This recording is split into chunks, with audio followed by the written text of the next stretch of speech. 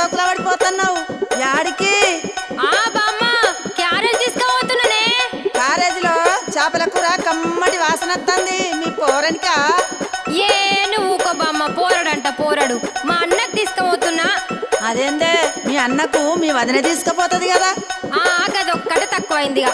మా వదినకు చీరలు కావాలి, లిప్స్టిక్లు కావాలి, అది కావాలి, ఇది కావాలని అన్ని అడుగుడు తెలుసు కానీ ఇవన్నీ చెయ్యది. అవునా?